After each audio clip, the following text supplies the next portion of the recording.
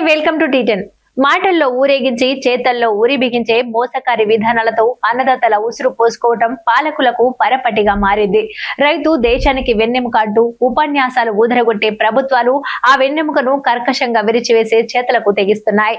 చేసిన శ్రమకు ఉత్పత్తికి కనీసంగా ఖరీదు కట్టడం అనేది ఒక సాధారణ న్యాయం। ఈ సాధారణ న్యాయం దశాబ్దాల తరబడి రైతులకు అందటం లేదు। పండించిన పంటకు కనీస మద్దతు ధర ఇవ్వాలన్న అంశానికి చట్టబద్ధత కల్పించడం ఇంకా ఎండమావిగానే ఉంది। కేంద్రంలోని బీజేపీ తను అమలు చేస్తామని అనేక సార్లు వల్లించిన కనీస మద్దతు ధరకు చట్టబద్ధత కల్పించాలి తదితర 11 డిమాండ్లతో ఢిల్లీ సరిహద్దుల్లో రైతుల ఆందోళన కొనసాగుతోంది। రైతు నాయకుడు జగ్జిత్ సింగ్ దల్లేవాల్ నవంబర్ 26వ తేదీన నిరాహార దీక్ష చేపట్టి నెల రోజులు గడిచిపోయినా కేంద్ర ప్రభుత్వం పెద్దల్లో కనీస చలనం లేకపోవటం శోచనీయం।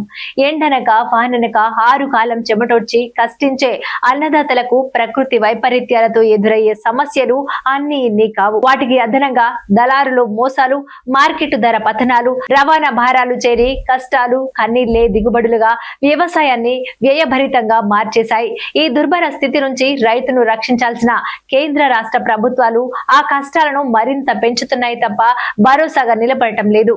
ధరిమిలా దేశంలో గత 3 దశాబ్దాల్లో 4 లక్షల మంది రైతులు ఆత్మహత్య చేసుకున్నారని తనకందిన అధికారిక నివేదిక నుంచి పేర్కొంది। నివేదికలకెక్కని చావులను కూడా పరిగణలోనికి తీసుకుంటే ఈ ఆత్మహత్యల లెక్క 7 లక్షలకు పైబడే ఉంటుందని పరిశీలకులు అంచనా వేస్తున్నారు। వ్యవసాయం ఒక ప్రధాన జీవన రంగంగా సాగుతున్న దేశంలో రైతుల పరిస్థితి ఇంత దుర్భరంగా ఉండటం చాలా బాధాకరం। కేంద్ర ప్రభుత్వం రైతుల కష్టాలను తీర్చకపోగా ఎరువుల ధరలను పెంచి సహకార వ్యవస్థలను, మార్కెట్ యార్డులను నిర్వీర్యపరిచి మరిన్ని ఇక్కట్లను జోడించింది।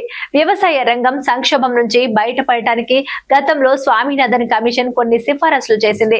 పంటలకు మద్దతు ధరను ఇవ్వాలని, సింగిల్ యూనిట్ ప్రాతిపదికన పంటకు బీమా సౌకర్యం కల్పించాలని, రైతులందరికీ బ్యాంకు రుణాలు ఇవ్వాలని, మార్కెట్ సదుపాయాలు పెంచాలని సూచనలు చేసింది। దశాబ్దం క్రితం వరకు అధికారంలోకి రాకముందు బీజేపీ బలంగా వినిపించిన ఎన్నికల వాగ్దానాల్లో ఇవన్నీ ఉన్నాయి। గద్దెనే కాక ఆ హామీలను ఆవలకు విసిరేసి రైతులకు పంగనామాలు పెట్టే పనికి సమాయత్తమైంది। ఉన్న రాయితీలను తీసేసి 3 నల్ల చట్టాలను తీసుకొచ్చి కార్పొరేట్లకు లాభాలు చేకూర్చే దుస్సాహసానికి ఒడిగట్టింది। వాటిని వెనక్కి కొట్టడానికి లక్షలాది మంది రైతులు నెలల తరబడి ఢిల్లీ సరిహద్దుల్లో చారిత్రాత్మక పోరాటం చేశారు।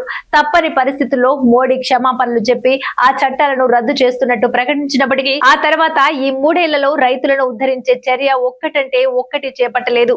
ఏడాదికి 3 విడతల నిధిల్చే 6,000 సహాయాన్ని గొప్ప ఉపకారంగా మోడీ పరివారం చెప్పుకుంటోంది। ఇలాంటి అరకొర విధింపులతో దేశ వ్యవసాయ రంగానికి ఒరిగేదేమీ ఉండదు।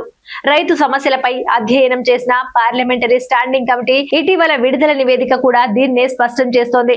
కనీస మద్దతు ధరకు గ్యారంటీ, రుణమాఫీ, పీఎం కిసాన్ నిధుల రెట్టింపు, బడ్జెట్ లో వ్యవసాయ రంగ వాటా పెంపు వంటి ప్రతిపాదనలు చేసింది। మోడీ ప్రభుత్వం తాను చెప్పుకుంటున్నట్లు రైతులకు ఇప్పటికే చాలా మేళ్లు చేసి ఉంటే కొత్తగా ఈ ప్రతిపాదనలు ఎందుకు? రైతాంగం పట్ల కత్తి కట్టినట్టు వ్యవహరించే ధోరణికి బీజేపీ ప్రభుత్వం ఇకనైనా స్వస్తి పలకాలి। రైతుల న్యాయమైన డిమాండ్లను తక్షణం నెరవేర్చాలి। భూములను కార్పొరేట్లకు కట్టబెట్టే ఉదారవాద ఆర్థిక విధానాలను విడనాడాలి। రైతు నిశ్చితంగా ఉండటానికి, వ్యవసాయ రంగం నిలబడటానికి ఎంఎస్ స్వామినాథన్ సిఫారసులను అమలు చేయాలి। ఇది వాల్టి న్యూస్, చూస్తూనే ఉండండి టీ10।